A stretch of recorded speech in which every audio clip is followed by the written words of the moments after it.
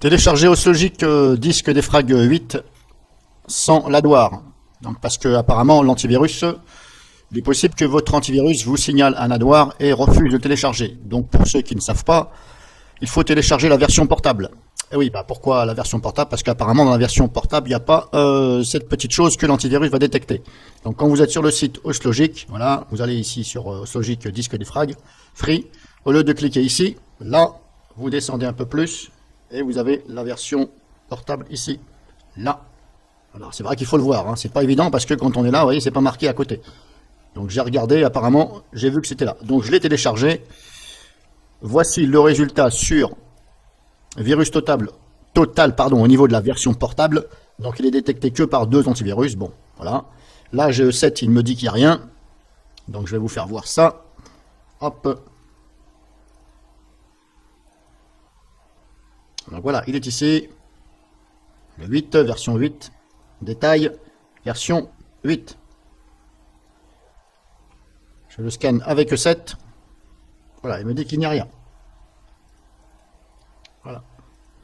Tandis que la version installée, apparemment E7, bah, il dit qu'il y a un adware. Donc bah, pour remédier à ça, tout simplement, vous téléchargez la version portable. Ce sera un fichier exécuté, vous inquiétez pas. Donc ce que vous pouvez faire, si vous n'êtes pas sûr, soit bah, vous l'exécutez, ça va installer, de toute façon il n'y a rien dedans, ou alors il faut l'extraire. Voilà. Cette zip, extraire vers, voilà, faut toujours dire extraire vers le nom d'un dossier. Faut pas dire extraire ici, parce que là il va éparpiller tout là-dedans. Et après il faut savoir les retrouver. Donc un exemple avec cette zip, extraire vers Oslogic. Et là il le met dans un dossier, ici. Vous voyez, là il n'y a absolument rien. Bon, sauf que DRWeb et GData disent qu'il y a quelque chose. Bon, bref, en fin de compte, il n'y a rien. Alors, vous l'installez, vous copiez. Alors, inutile de copier ce dossier-là, vous copiez directement le dernier dossier. Donc, celui-ci. Copier-coller, voilà. Soit ici dans le C, ou vous le mettez soit dans Programme Files, ou dans Programme. Vous choisissez l'un des deux. Ou même ici dans le C. Voilà. Mais mettez-le quand même dans un dossier Programme, ce sera mieux pour vous y retrouver. Donc, vous le copiez dedans, éventuellement. Vous l'ouvrez une fois que, voilà. Et vous créez un raccourci de celui-ci sur le bureau. Éventuellement, vous le bloquez avec le pare-feu, de façon à ce que ça ne vienne pas se connecter à Internet. Voilà, parce qu'éventuellement, ça peut vous afficher de la publicité dans l'interface. C'est peut-être pour ça qu'il est détecté par DRWeb et GData. C'est possible.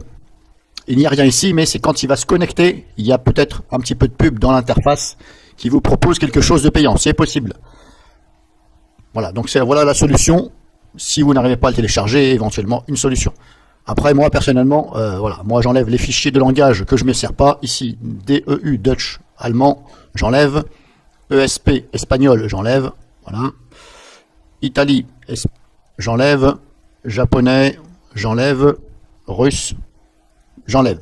Voilà, je garde français. Même celui-ci, je peux l'enlever. Bon, moi, je fais ça personnellement, vous n'êtes pas obligé. Hein. Et puis, donc, bloquez bien celui-ci, entrant, sortant, avec le pare-feu, surtout dans les deux sens. Et éventuellement, il faut venir contrôler, une fois que vous l'avez exécuté, vous venez retourner dans ce dossier-là, et vous regardez s'il n'y a pas un autre fichier exécuté qui s'est créé. Normalement non, mais c'est possible. Voilà. Je mets une petite parenthèse là-dessus.